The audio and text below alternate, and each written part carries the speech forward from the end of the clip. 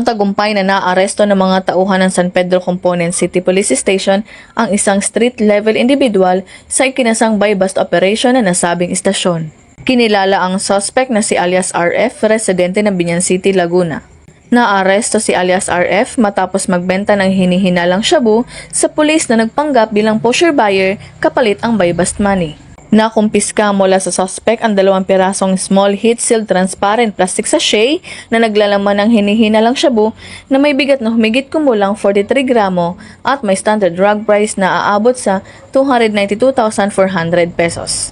Isang pirasong 500 peso bill bilang buy-bust money, isang pirasong 100 peso bill, recovered money at isang coin purse.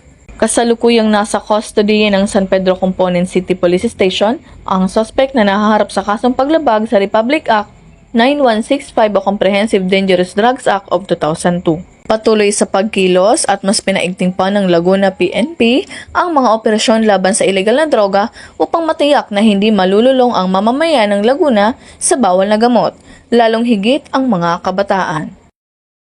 Mula rito sa Calabarzon, ako ang inyong Police News Network correspondent, Patrolwoman Mary May Sartorio. Alagad na batas, tagataguyod ng Balitang Polis.